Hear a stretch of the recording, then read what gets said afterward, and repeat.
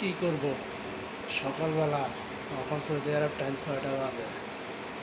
রান্না বান্না মনে করেন না কিছু বুঝছেন, রান্না বান্না কিছু না। আর ভাত দুইটা আছে, এগুলারে সুন্দর করে ভিজে গেছিল।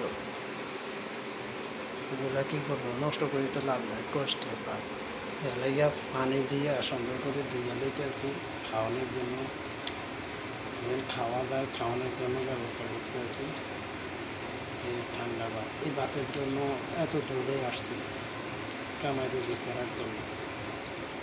হ্যাঁ বলবেন বাংলাদেশের ভাত আছে, ভাত থাকলে কী যে টাকার অভাব পূর্ণ করানোর টাইগা পরিবার আত্মীয় স্বজন ফালাইছি সৌদি আরবের মাটিতে আইছি, যেন কষ্টটা দূর হয় সেই জন্য আইছি।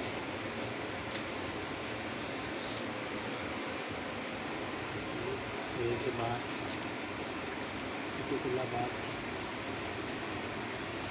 এই ভাত পানি ওটা ফলাবো।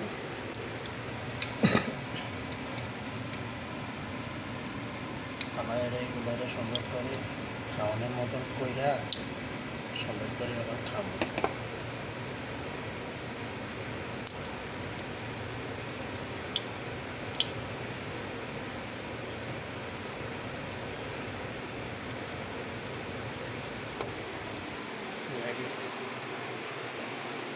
খাওয়ানোর মতন হয়ে গেছে, আর জানি দেখি আছে কিছু আসেনি খাওয়ানোর মতো। এখানে কিছু আছে দেখা যায়। ওয়াও, শাক আছে তো মাশাআল্লাহ। ভাবগুলো তো পয়সা করলাম, একটু শাক নিতে আছে সকালবেলা খাওয়ানো লাগে। শাক ভিজা ভাত দিয়ে বেড়ে সুন্দর মতন খাবো, তাহলে আর অপচয় পাবো না। ঠিক আছে, অপচয় করে কী হবে?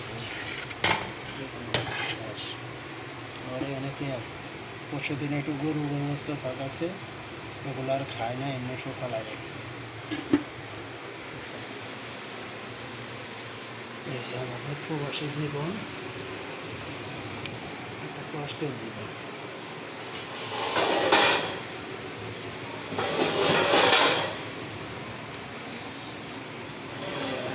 অবস্থা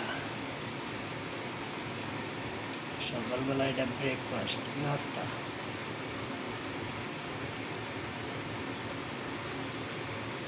এই দেশে একটা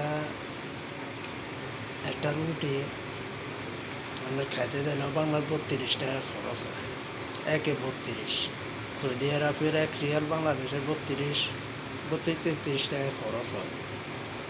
এখন যদি আমি মনে করেন না আপনার একটা রুটি বা একটা কিছু খাই, প্রায় 60-70 টাকা খরচ হয়ে যাবে। আমি চিন্তা করলাম ভাত যেহেতু আছে প্লেটে না ইয়ার ভিতরে ভাতের পাতিলে, তাহলে এগুলারে ধুইয়া ফ্রেশ করে খাইয়া নি, তাহলে ফ্যাটের ক্ষুধাটা একটু কমবো। কী হয়েছে বুঝছেন না? পুরুষ মানুষের জীবন, পুরুষ যেহেতু হয়েছে, জীবনে যুদ্ধে জয় হইতে হবে, কষ্ট হোক আর দুঃখ হোক, এটার নামেই প্রবাস। তো ভালো থাকবেন, আল্লাহ হাফেজ।